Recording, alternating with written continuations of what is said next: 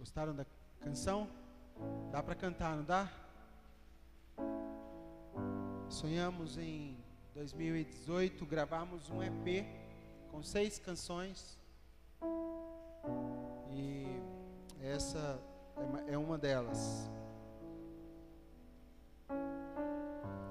Gravar não para ter o nosso nome levantado sobre a terra, gravarmos para contribuir com a voz do corpo, né? Da tua igreja.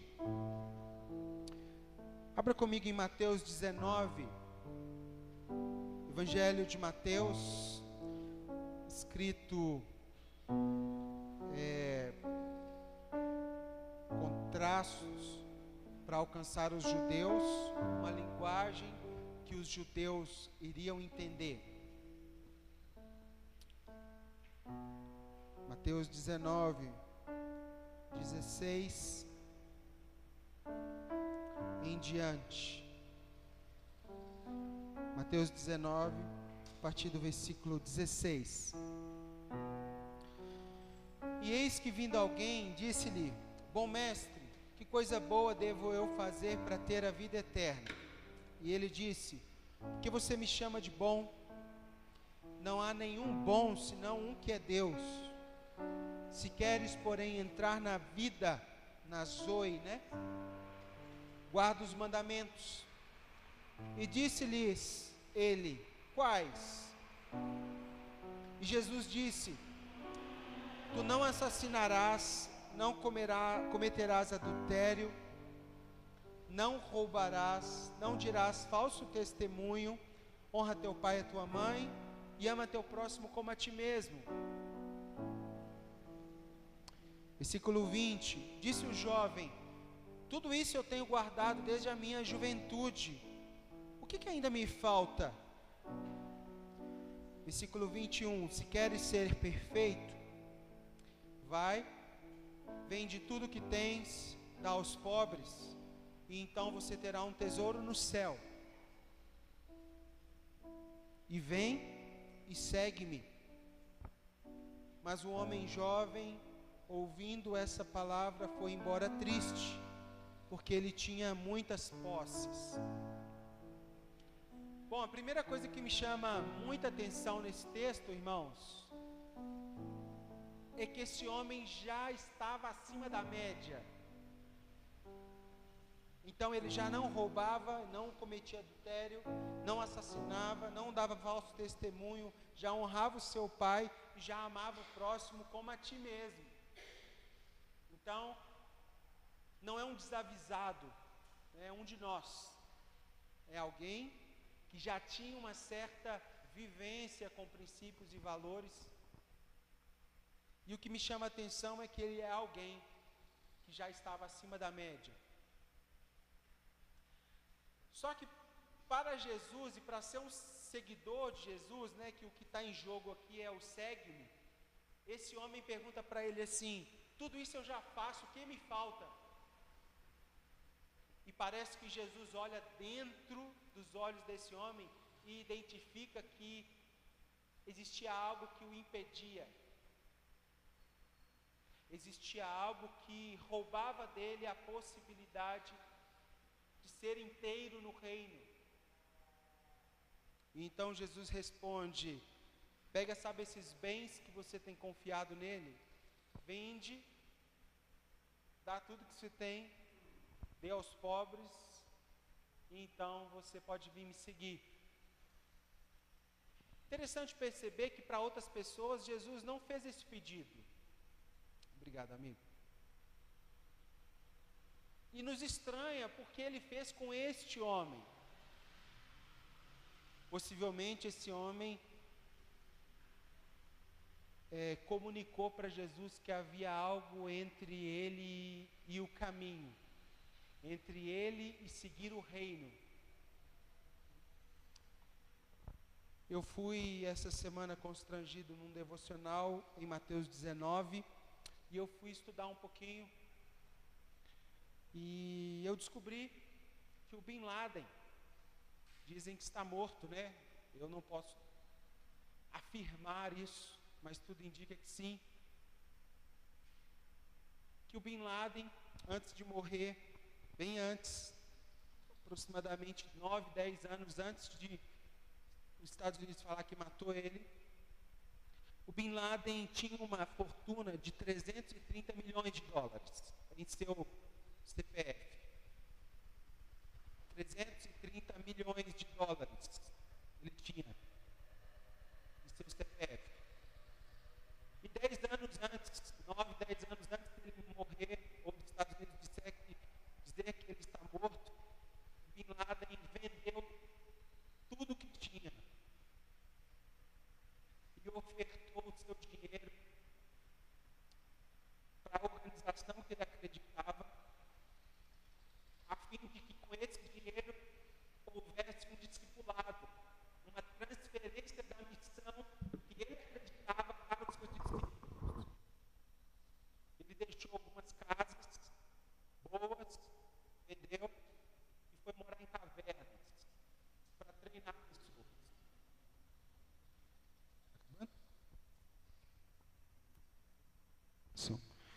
Ele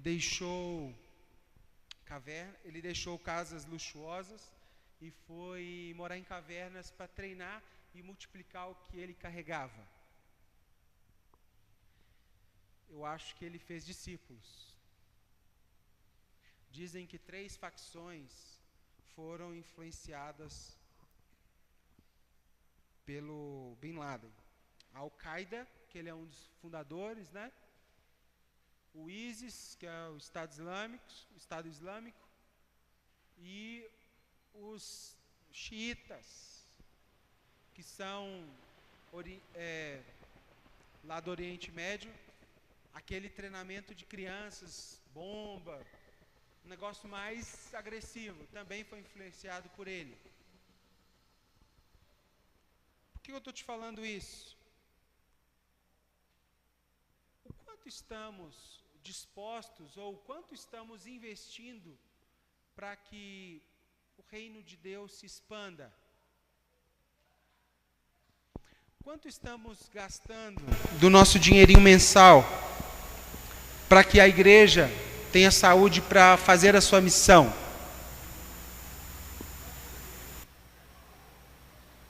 Será que nós acreditamos na missão que carregamos como Bin Laden acreditava? Não é mesmo? E meu desafio essa manhã é te incentivar a olhar para a missão e para a oportunidade de participar da missão.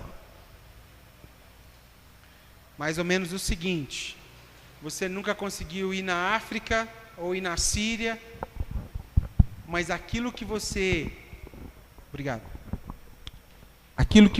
semeia, consegue chegar lá.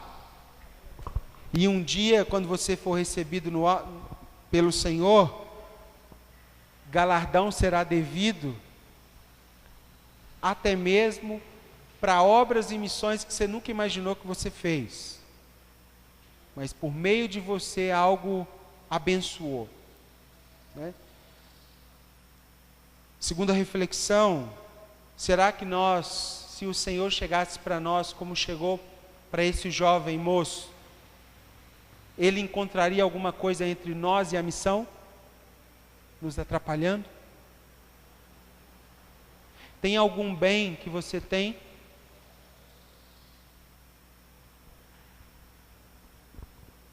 Tem alguma coisa que está entre você e Deus? Porque se tiver alguma coisa, tenha coragem, faça como o Bin Laden. Não precisa dar para o pastor não é aqueles pastores assim. Mas oferta para a missão que Deus está fazendo. Porque o que vai adiantar você ganhar o mundo inteiro e perder a sua vida? Nada. Se você tem acreditado no que a gente carrega como missão, como igreja, eu espero e até acredito que você esteja sendo fiel, né? Com seus dízimos e as suas ofertas. Passa para mim, Juninho. Se você não tem conseguido ser, repense, nos ajude. porque acreditamos estar debaixo de uma missão. Amém? Tem alguém aí? Tem alguém aí?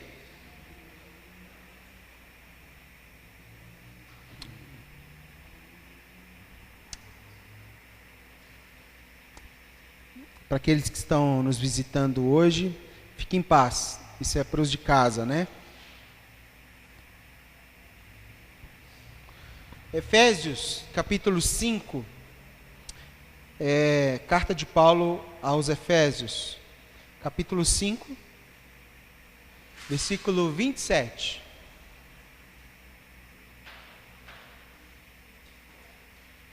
Efésios 5.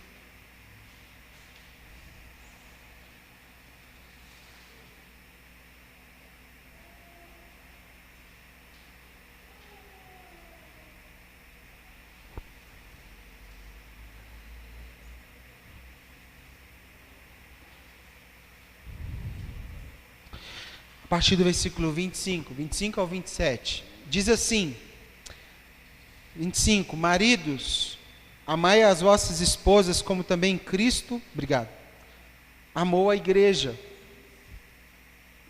e a si mesmo se entregou por ela, para santificar, purificando-a com lavagem da água, pela palavra. 27, para apresentar a si mesmo igreja gloriosa, sem mácula, ou ruga, ou coisa semelhante, mas santa e irrepreensível. Cristo amou a igreja, e Ele a amou para purificar e santificar pela palavra. E Ele fez tudo isso para apresentar a Ele mesmo uma igreja gloriosa. Então, não sei se você já tinha reparado esse versículo desse ponto. Esse texto diz de um noivo cuidando dos aspectos da sua noiva. E por isso, não é à toa que Paulo utiliza a comparação com o marido. Porque um marido bom que se preze, ele cuida da sua noiva. Não é isso? E aqui, o que Cristo fez foi para que, no tempo oportuno, ele encontrasse com essa noiva de novo. Muitos teólogos acreditam, e eu também acredito, que antes da volta de Jesus, o Pai, o nosso Pai, Deus vai levantar uma igreja que está pronta para que Ele volte. Antes de Jesus aparecer nos ares,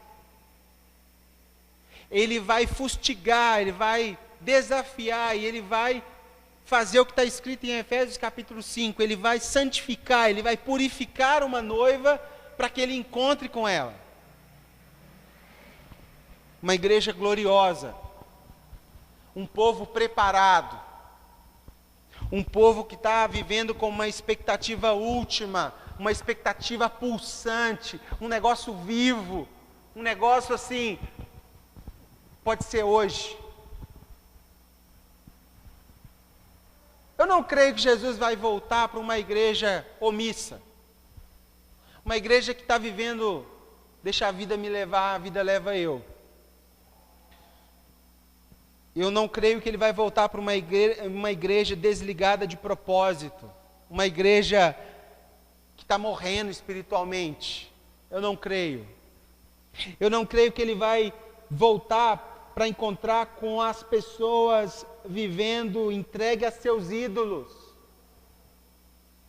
Eu não creio.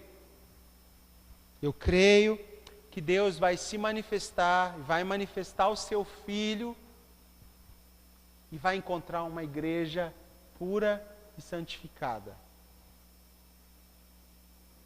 E eu creio nisso porque Ele disse que Ele faria. Não é porque nós somos capazes de nos tornar.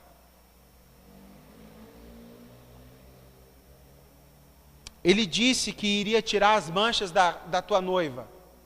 Ele disse que iria tirar a mácula, a vergonha. Mácula é aquilo que Sabe quando você comete algo errado e é pego no flagra? Já aconteceu isso com alguém aqui? Você faz o que não devia fazer e alguém pega no pulo e você fica assim, sem palavras, sem... Já aconteceu isso? Alguém chega lá e você, tipo assim, não, você viu o que eu estou fazendo? É esse start aqui, ó, é a nossa vergonha.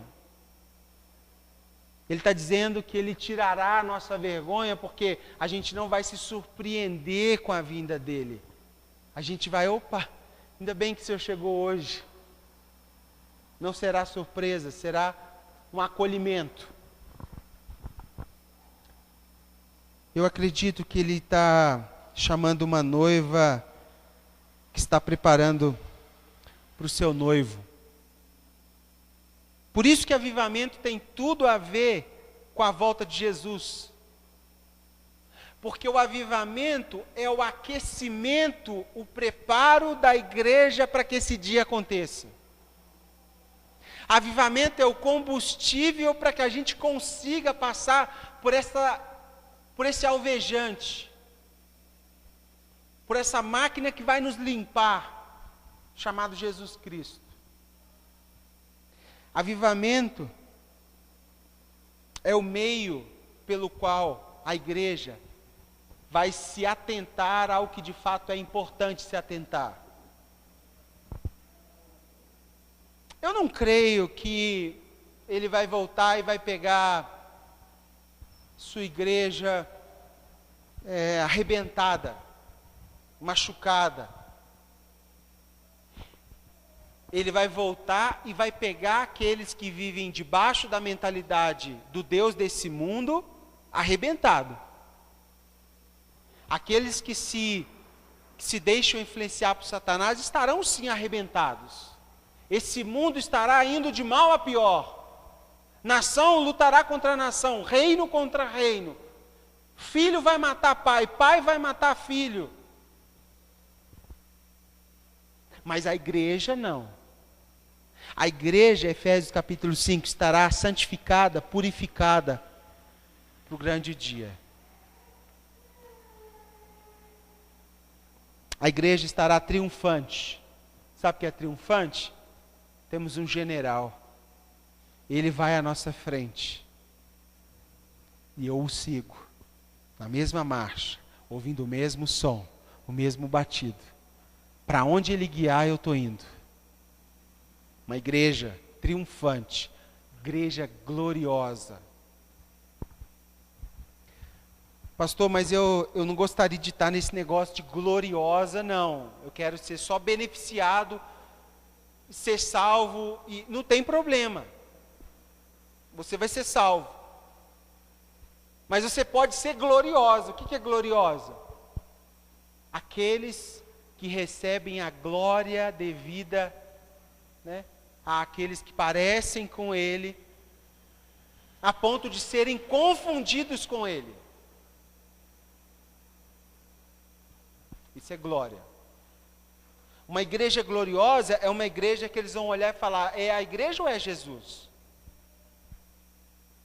É a Ellen ou é Jesus? É a Ana ou é Jesus? Não, não consigo ver direito. Igreja gloriosa. E com base em que eu tenho pensado isso? Eu tenho pensado isso fazendo uma leitura correta das profecias. Então acreditamos que existem profecias cumpridas e profecias a se cumprir. 90% das profecias se cumpriram. Mas existe um pedacinho ali a se cumprir. E tem um livro que é muito caro para nós nesse momento, que é Joel, o livro de Joel. Vamos lá comigo. Joel capítulo 2.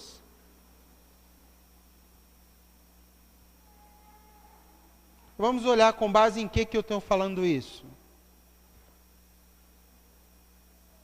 Joel 2. Minha Bíblia não tem Joel? Tem. Joel 2, 28. Diz assim o profeta Joel: creio ser uma profecia para os nossos dias se cumprir. Creio que esta parte não se cumpriu. E creio que ela está a se cumprir nos nossos dias. 28. E acontecerá que depois eu derramarei o meu espírito sobre toda a carne, os vossos filhos e as vossas filhas profetizarão, nossos velhos sonharão sonhos, os vossos jovens terão visão ou visões. Amara, né? Jovem terá visões. E também sobre os servos, sobre as servas, naquele dia eu derramarei do meu espírito, e eu mostrarei maravilhas no céu e na terra, sangue e fogo, e pilares de fumaça. E o sol se converterá em trevas, e a lua em sangue, antes, repetindo, antes que venha o grande e terrível dia do Senhor. E acontecerá que todo aquele que invocar o nome do Senhor será salvo, porque no monte Sião e em Jerusalém haverá livramento, assim como disse o Senhor, e entre os remanescentes aqueles que o Senhor irá chamar. Bom, o que nós entendemos é que Joel 2, 28 ao 32 é uma profecia que tem que se cumprir antes do dia do Senhor, antes que ele volte. Se você perceber, a palavra antes, ela aponta para um tempo. E ele conclui dizendo que esse grande e terrível dia vem, mas antes que esse grande e terrível dia virá, algo acontecerá. Eu quero ressaltar algumas coisas nesse capítulo 2, porque o versículo 28 diz que depois do que eu acabei de dizer anteriormente, eu derramarei o meu espírito.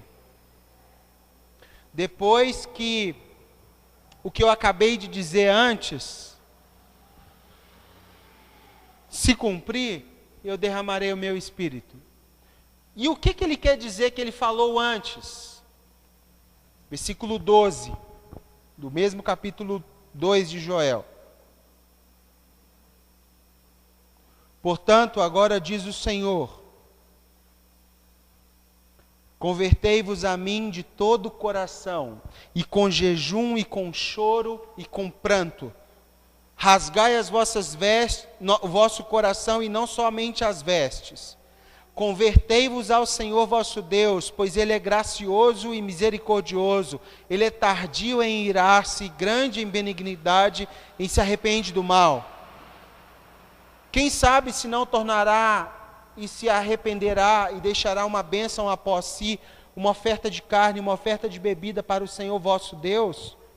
Versículo 15, tocai trombeta em Sião, santificai um jejum, convocai uma assembleia solene, reúna o povo, santifique a igreja, ajunte os velhos, congregue as crianças, aqueles que estão mamando no seio, cuide deles.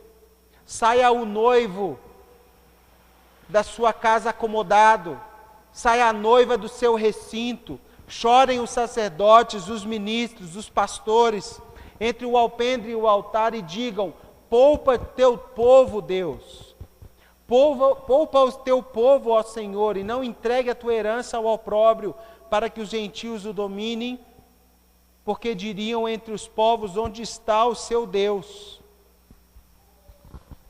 Então você percebe que Joel, ele diz que algo vai se cumprir antes que o grande e terrível dia aconteça. Mas esse bloco de informações que ele está falando, vem depois de algumas instruções. E essas instruções estão aqui no versículo 12 em diante. Primeiro, convertei-vos. Converter é voltar, é arrepender, é trazer de volta, é você indo para lá e você viu que não vai chegar, se continuar indo nessa direção.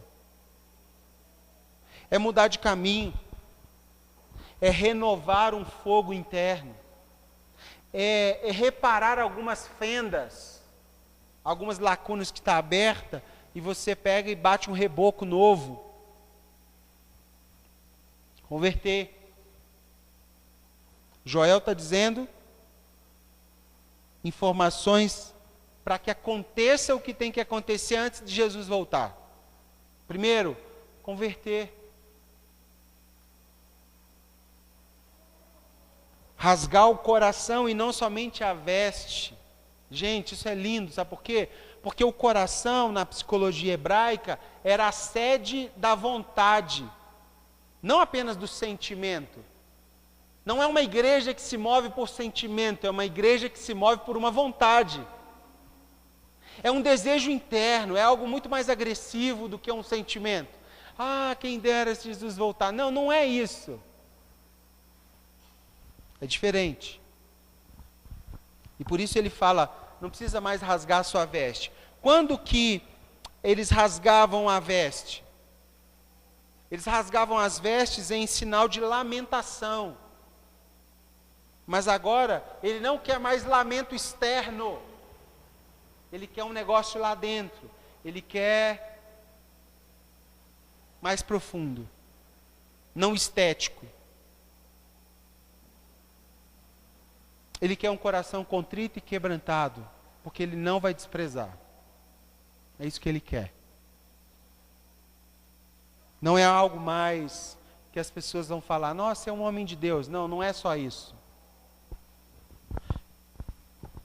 Além disso, a minha vida tem um plano, e esse plano último é trabalhar para que ele volte o quanto antes. E por isso eu carrego esse fogo. Meu desejo último não é ver o Timóteo formando na faculdade. Meu desejo último de vida é que ele volte.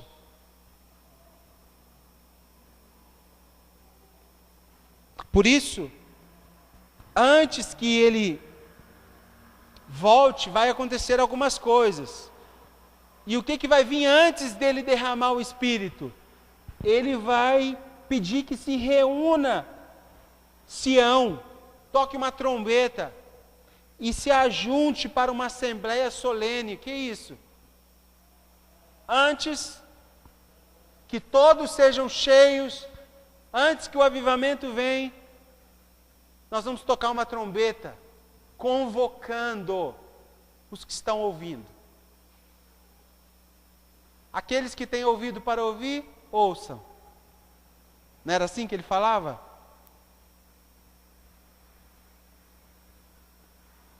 Tocando uma trombeta, reúna o povo. Vamos convocar uma assembleia solene. O que é isso? Um ajuntamento, um grupo de pessoas unidas com o mesmo fim. Não é apenas um culto, uma reunião de oração, um congresso. É uma motivação que nos une. Está entendendo isso? É o modus operandi. É o modus operandi. É o porquê eu vivo. Porque eu creio. Versículo 16, reúna o povo, as crianças, os anciãos, os velhos, os jovens. O Timóteo que estava mamando ali agora, as crianças de seio, o que ele quer dizer? Que será um acontecimento que vai unir todos os povos. Não é algo classista, não é algo para uma igreja viver, a batista vai viver, a presbiteriana não vai viver. Não é isso. É um sentimento lá dentro, interno, que vai sair para fora e nós vamos, de fato, nos tornar um só pedido, uma só noiva. Ele fala, olha, vocês que estão fazendo enxoval para casar, venha, é mais importante aqui. Você que está com criança amamentando, olha, traga a criança, mas venha, porque é muito importante. Versículo 16, reúna o povo. Por quê? Porque Deus aqui quer um movimento que una todo tipo de gente que crê.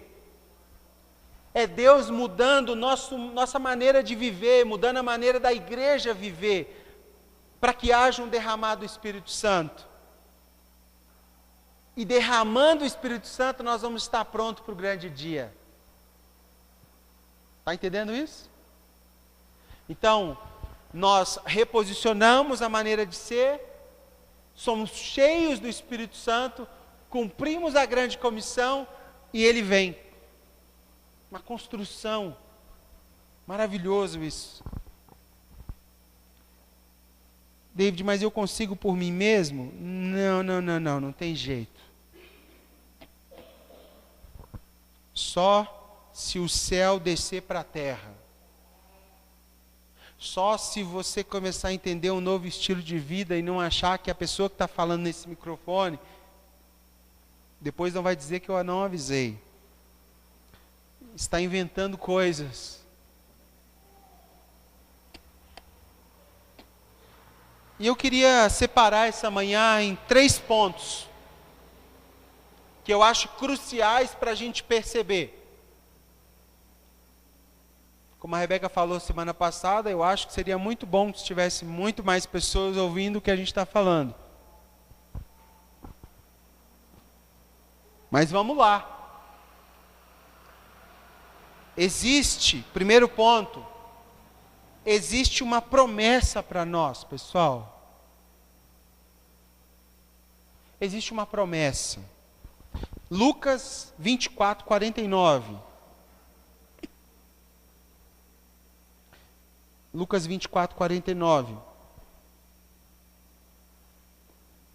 Existe uma promessa para nós.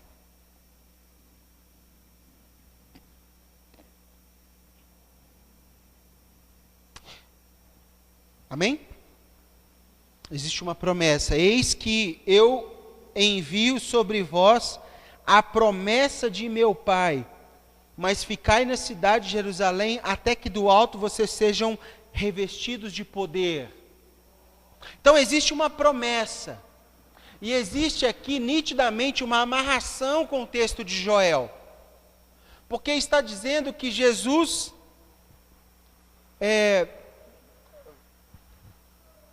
palavras dele, né?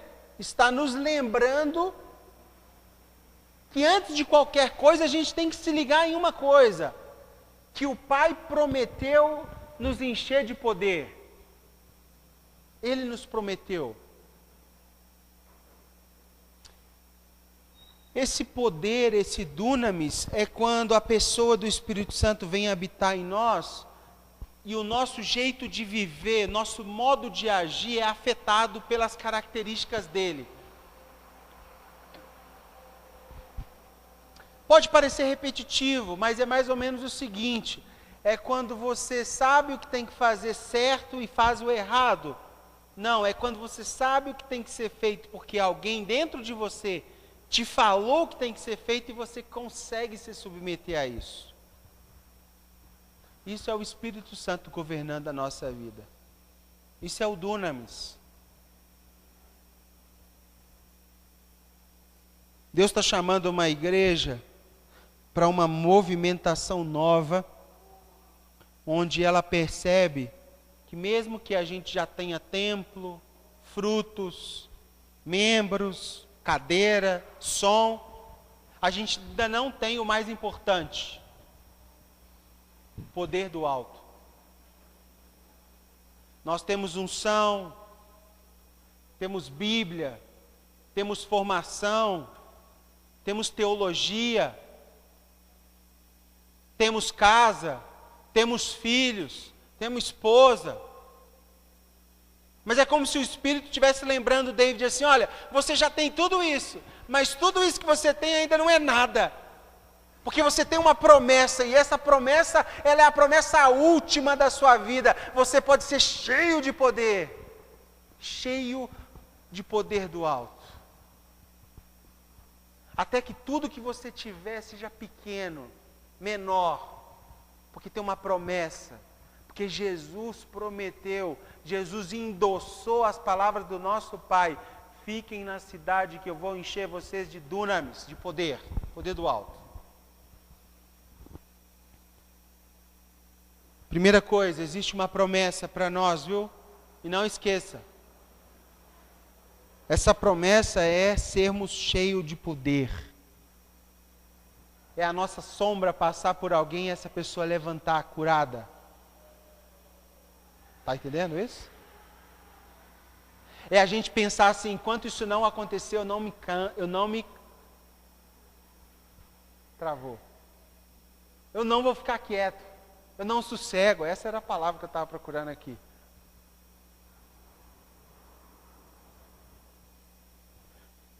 Existe uma promessa, Ele nos prometeu. Segundo ponto, existe um poder. Esse poder está disponível para nós. Atos capítulo 1, versículo 8. Tem alguém aí, gente? Amém mesmo? Não estou ouvindo nenhum mosquito aqui. Se fosse na igreja pentecostal, né, tinha que ter aleluia, tinha que ter glórias, tinha que estar pulando. O negócio vai tirando a gente do sério, não é mesmo? Nossa, se eu estivesse pregando então na assembleia, hein? A galera estava pulando. Falou em poder, xarabatalara. Não é isso? Promessa. Agora, existe um poder. Atos 1, 8. Vocês vão receber poder quando vier sobre vocês o Espírito Santo. E aí vocês vão conseguir ser minhas testemunhas, tanto em Jerusalém como em toda a Judéia e Samaria e até a última parte da terra. Sabe o que é poder? Poder é uma explosão que abala o mundo.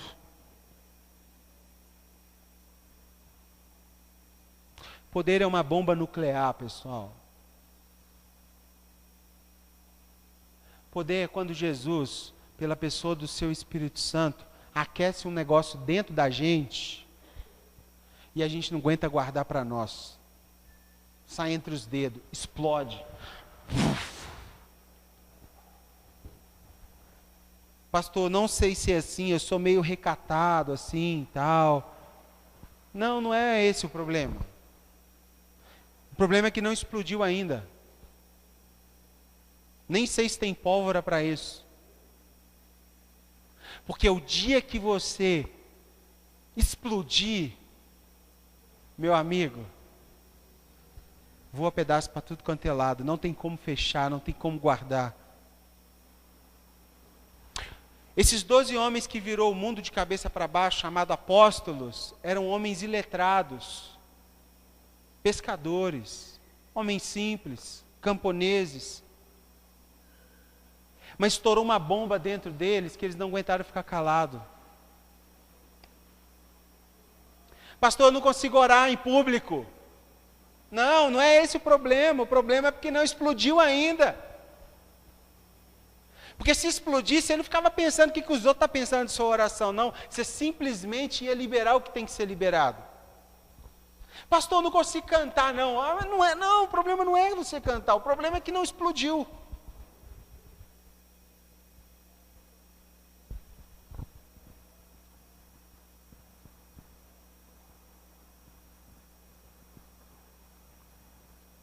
A gente sabe que o livro de Atos é a continuação do livro de Lucas. E o livro de Atos faz a transição entre o ministério de Jesus e o comissionamento da igreja. Lucas, ministério de Jesus. Atos, continuação do livro de Lucas, mas agora responsabilizando a igreja a viver o que Lucas falou que Jesus viveu. Porque a tarefa da igreja visível é tornar visível ao mundo o reino invisível do nosso Pai. A tarefa da igreja visível é tornar visível ao mundo o reino invisível do nosso Pai. Essa é a função da nossa igreja. E existe poder disponível para isso. Sabe o que eu tenho pedido para Deus? Para Deus colocar uma meia dúzia. Não, vamos para uma dúzia, hein? Porque uma dúzia eu não vou ter desculpa. Mas uma dúzia de pessoas onde a bomba explode. Os demais podem ser telespectadores, pode ser só observadores. Mas se ele colocar essa bomba dentro de 12 pessoas, a gente pode virar esse mundo de cabeça para baixo de novo. O grande dilema, sabe o que é? Se você pegar um adolescente de 15 anos, treinado pelo Bin Laden, ele está disposto a perder sua vida e explodir para fazer valer o testemunho que ele acredita. Mas a gente está ocupado com muitas coisas. Nossa mochila está muito grande. Nossos interesses de poupar a nossa vida sobrepõem o testemunho da bomba. Mas existe poder disponível. E eu estou pedindo ao Senhor pessoas onde a bomba explode. Pode explodir. Pode arrancar a tampa. Que a gente te ajuda. Terceiro, existe uma expectativa latente, pessoal. Uma expectativa proposta para todos nós. Mateus 25. E esse ponto é interessante. E ontem, eu preparando essa parte aqui, eu viajei e perdi a hora. Aí voltei depois, vou contar por quê. Mateus 25.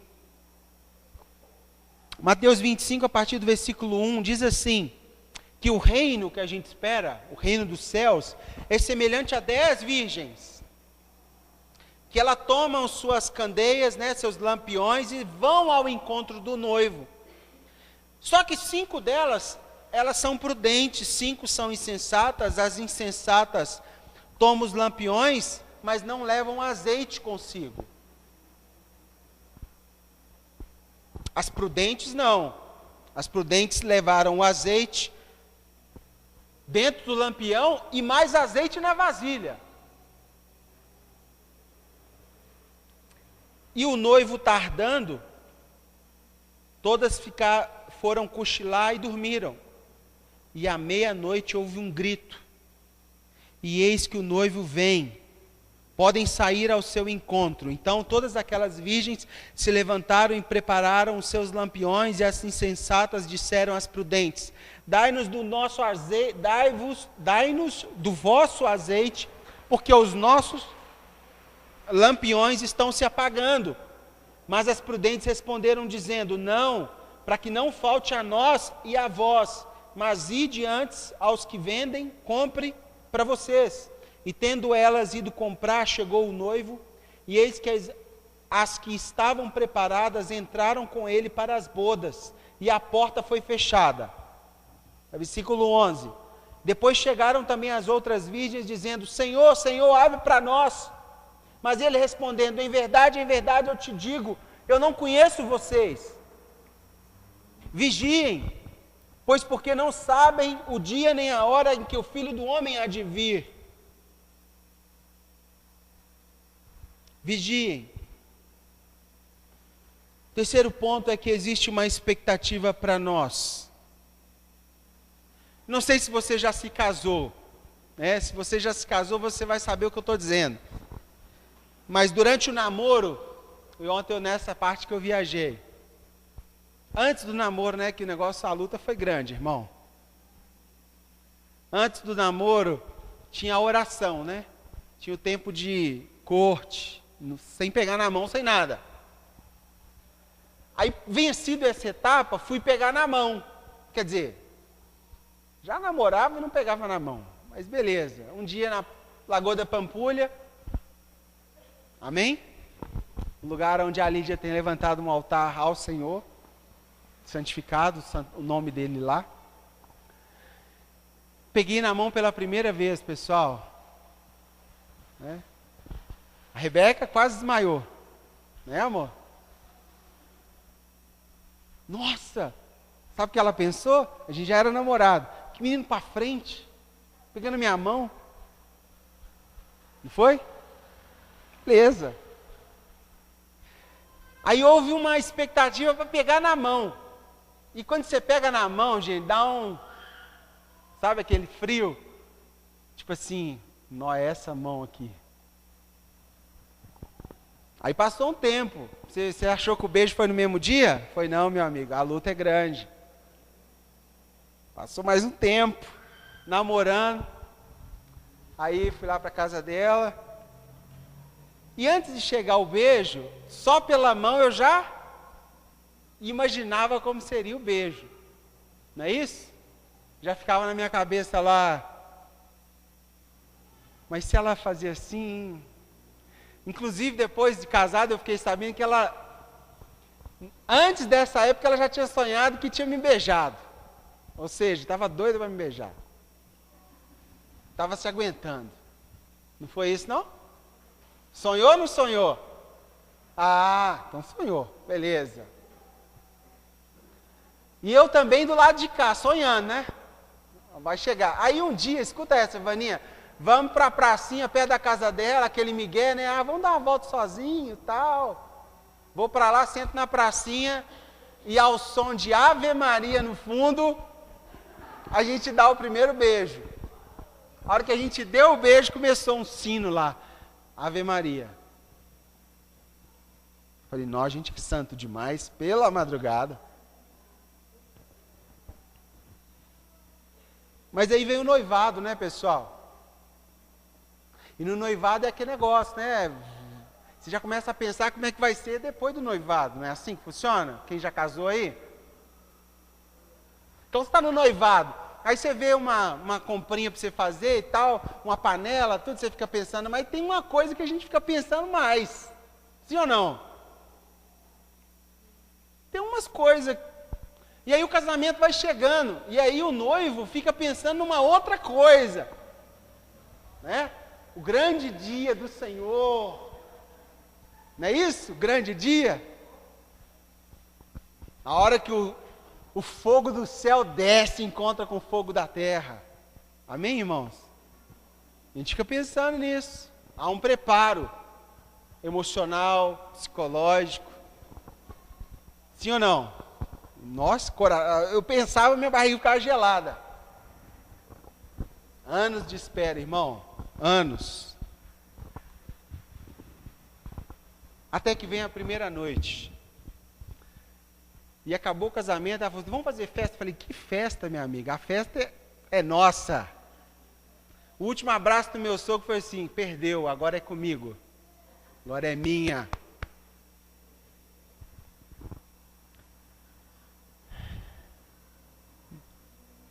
Estou dizendo tudo isso porque quando a gente espera o que a gente quer, a gente se prepara.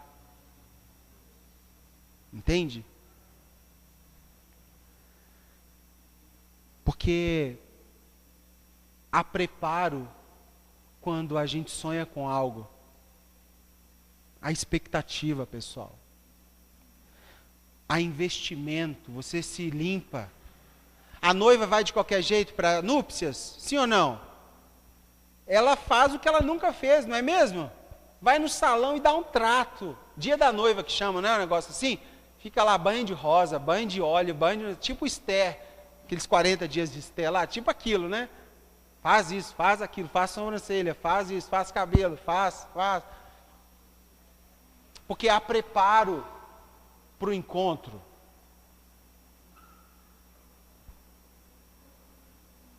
Há trabalho, há expectativa latente. E a grande pergunta para nós é se temos expectativa. Se estamos nos preparando. Se temos investido a nossa vida. Se temos trabalhado para que isso aconteça. Porque essa expectativa, pessoal, do glorioso retorno de Jesus, ela vai dar dinamismo na nossa vida. Ela muda a ótica. Ela muda o senso de tudo. Ela traz um senso de urgência. Mas ao mesmo tempo, uma promessa de prazer nunca antes experimentado. Ela traz um senso de completo, de completude que a gente nunca experimentou na vida. Eu quero desafiar vocês a perceber que 5 virgens ficaram sem óleo. Elas até estavam esperando, sabe? Mas a grande pergunta é, por que será que elas ficaram sem óleo? Será que no fundo elas duvidavam que o noivo podia vir? Vou repetir. Será que 5 tinha o óleo na vasilha e o óleo ainda dentro das suas lâmpadas, mas as outras 5 tinha só um pouquinho dentro da lâmpada? A pergunta é, será que essas 5 insensatas de fato acreditavam que o noivo podia voltar, pessoal? Porque faz sentido elas saírem para comprar na hora que escuta o noivo vindo? Será que o que está por trás da cabeça das 5 virgens é o seguinte: ele até pregou isso domingo, mas acho que não, né? Acho que vai acontecer não. Deixa eu fazer minha vida do jeito que eu quiser. Deixa eu viver como eu quiser, porque no fundo, isso aí nunca vai acontecer. Só quero relembrar uma coisinha.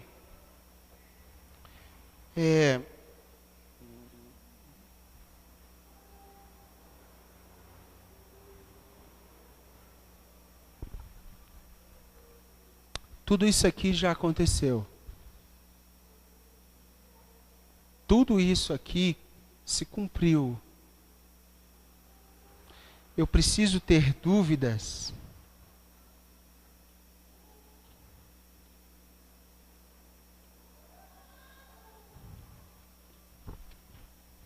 Que apenas isso aqui não vai se cumprir?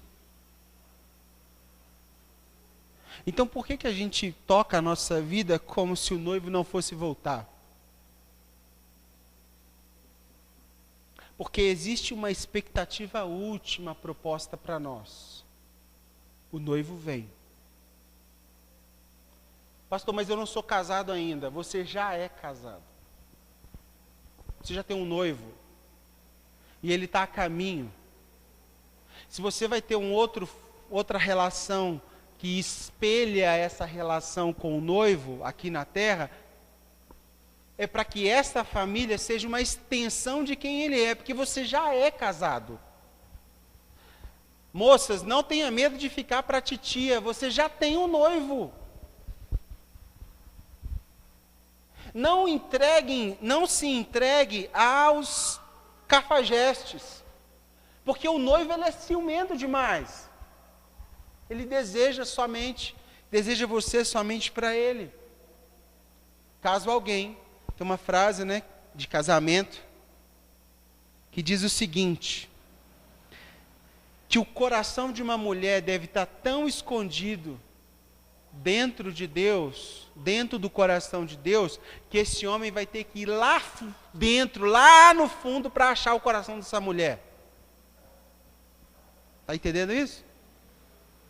O coração de uma mulher deve estar tão escondido no coração de Deus que esse homem que quer casar com ela vai ter que ir lá dentro. E se ele não conseguir chegar lá dentro, não tem problema. Por quê? Porque você já tem um dono. Você já tem um noivo. Você fala isso porque você já é casado. Não, é porque os desafios aumentam quando você é casado. Porque o casamento é para ser um espelho de quem Cristo vai ser conosco. Não foi isso que lemos em Efésios capítulo 5? Maridos, amai a sua esposa como Cristo amou a igreja. Se não for para mim ser uma imagem de quem Cristo vai ser para a igreja, para a Rebeca, é melhor que eu não tenha casado com ela. Porque toda família é uma extensão de quem Cristo é. E se uma família não é a extensão do que Cristo é, o casamento pode ser um ambiente de profanação de quem Cristo é. Então, antes de casar, pense. Concluindo.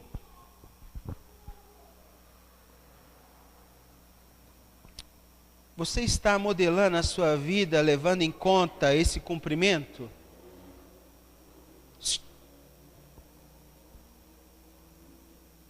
Você está levando em conta que esse dia vai chegar, pessoal? Pastor, vou comprar um carro de 72 vezes. Compra não. Você pode ficar sem pagar aí, viu? Vai deixar boleto para os outros.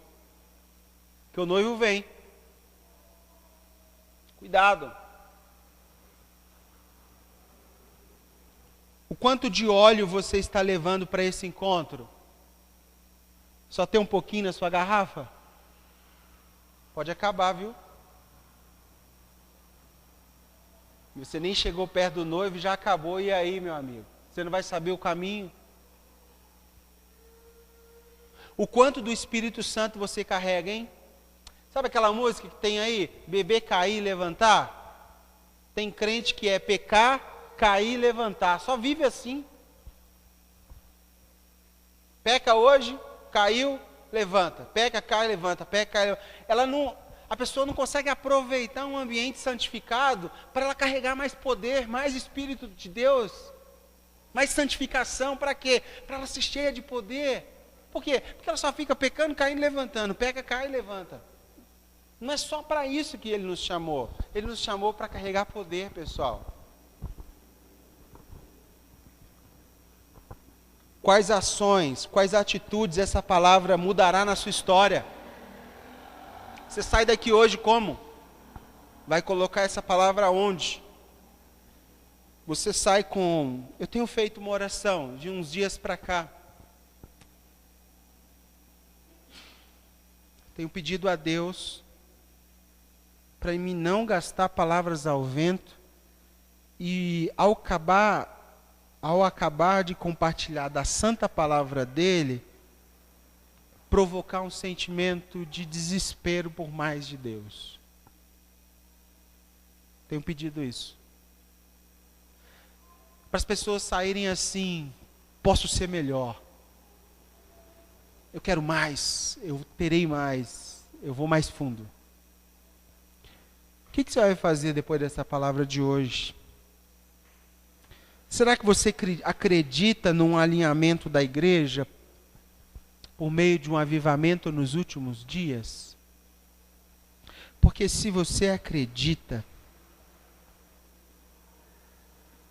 o negócio vai ficar mais fácil. Conselhos últimos. Agarre essa oportunidade hoje, irmãos. Agarre. Hebreus 3:13.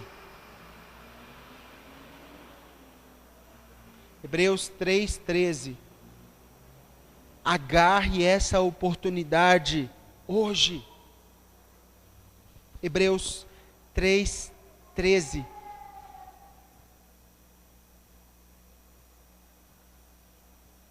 Todos acharam? Olha o que esse texto diz para nós hoje. Todavia, exortai-vos uns aos outros diariamente, enquanto o dia ainda se chama hoje, para que nenhum de vocês se endureça o coração no pecado, porque nós somos feitos participantes de Cristo, se nós mantivermos fielmente no princípio da nossa confiança até o fim. Vamos sacudir uns aos outros, vamos exortar uns aos outros para que a gente tenha essa força hoje. Sabe por quê? Porque a oportunidade de crer é única e ela só vale aqui e agora. Amanhã pode ser tarde demais. Satanás, ele é mestre em nos fazer pecar. Obras da carne, né? Coisas que nos afastam de Deus. Mas a gente tem um pecado que é muito tentador. O pecado de viver uma vida sem propósito, uma vida desapercebida do grande dia.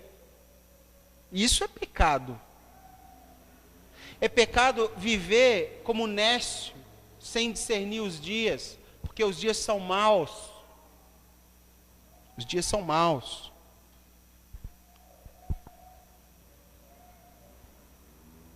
Agarremos a oportunidade que é nos dada hoje, irmãos, como igreja, de ser participante da glória que vem, de quem sabe daqui a pouco as pessoas vão escrever sobre nós e dizer assim: olha, no ano de 2018,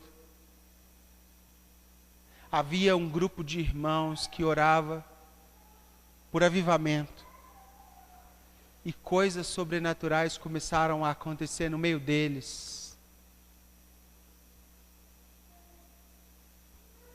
E maridos passaram a ser fiéis à sua esposa. E as mulheres passaram a amar os seus maridos. E cegos começaram a ter visões, a enxergar. E paralítico começou a andar. E pessoas começaram a se dedicar umas às outras. Milagres. Milagres. Porque um dia a gente vai se encontrar com o noivo, pessoal. E eu quero encerrar lendo para vocês o encontro daquelas crianças das Crônicas de Nárnia com Aslan no grande dia. No dia prometido para a redenção de Nárnia, registrado no capítulo 15, o sobrinho do mago.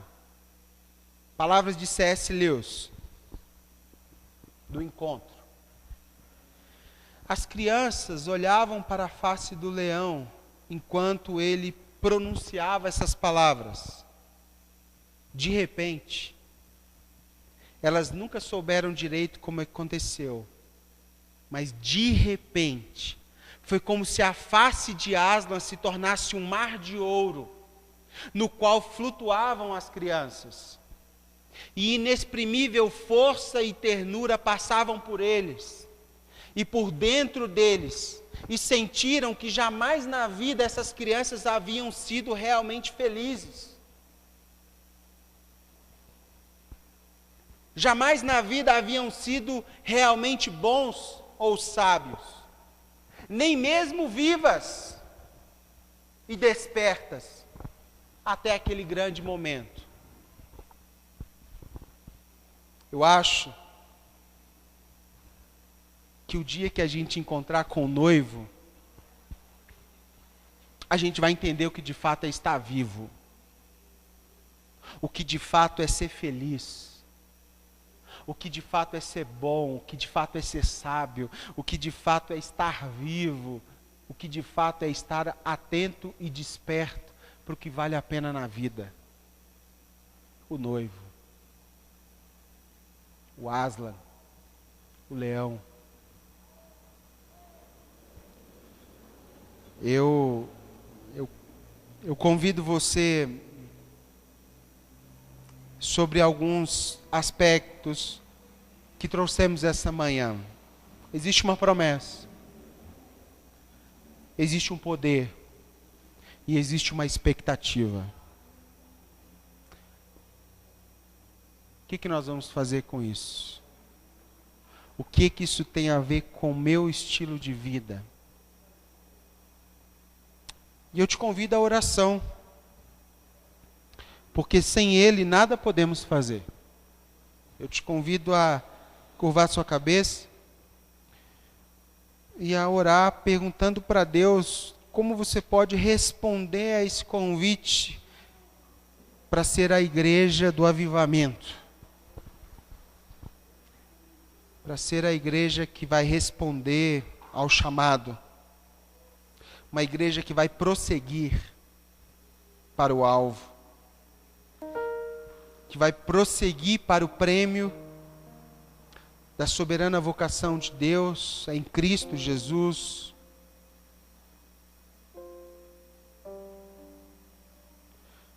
Como que você pode ser uma testemunha verdadeira? Lembre-se, os seus nãos qualificam os seus sims. Então, quando você diz não, você sabe muito bem o que você vai falar sim. O que você precisa dizer não na sua vida?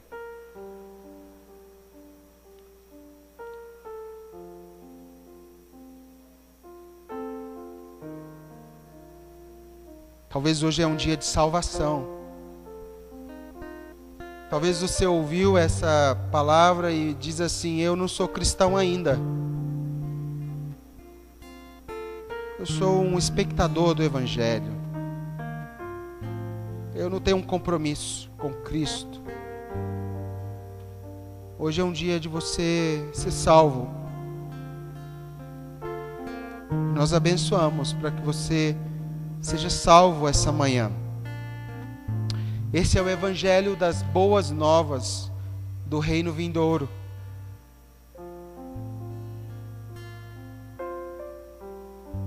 Talvez você chegou aqui essa manhã iludido por ídolos, por seguidores do seu Facebook, Instagram, iludido pelaquilo que seu exterior pode te dar, iludido pelos bens, pelo dinheiro, pelo poder, pela fama, pelo orgulho, pela soberba. E hoje é um dia de descer o poço. Descer o poço para desentulhar esse tanto de coisa que as pessoas colocaram na sua cabeça, a fim de que esse poço volte a fluir um rio de água viva, e que você se torne uma fonte a jorrar para a vida eterna. Que você volte a matar a sede de pessoas que estão morrendo pelo caminho, como Jesus fez com aquela mulher de João capítulo 4 que chegou com sede, mas ele não quis dar apenas a água que mata a sede momentânea.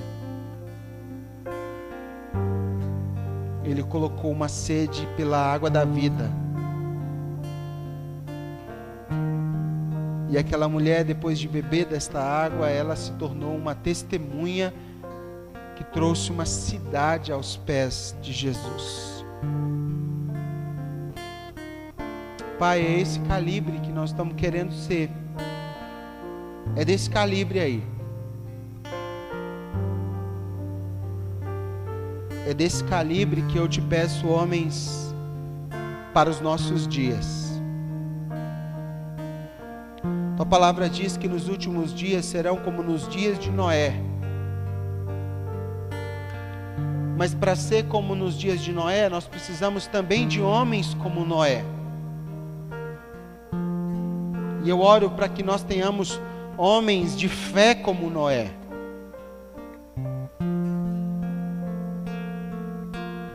Homens que não agem apenas pelo que veem, mas por quem o Senhor é, pelo que o Senhor falou, te amando e te amando até o fim.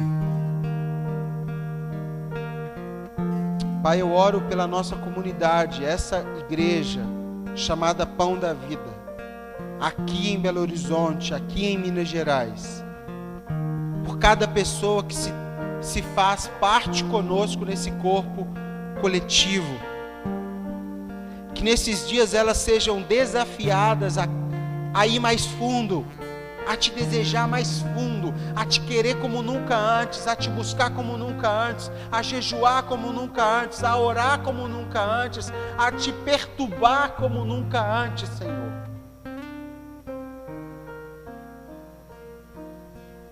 Porque se não for para sermos um sinal histórico do seu reino, nesses dias, melhor que não sejamos nada. É melhor que aqui não haja um teatro, um show. É melhor que eu não seja um animador de plateia.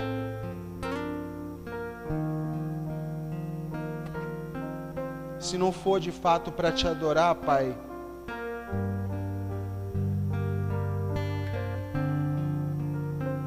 não há sentido o meu nascimento. Eu não sei para que eu nasci.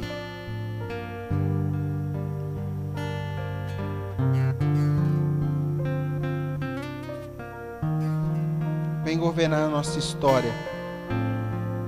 vem virar a página do nosso país, vem virar a página da nossa cidade, vem ser um sinal do reino de Deus na nossa vida, hoje. Hoje, Senhor, em nome de Jesus.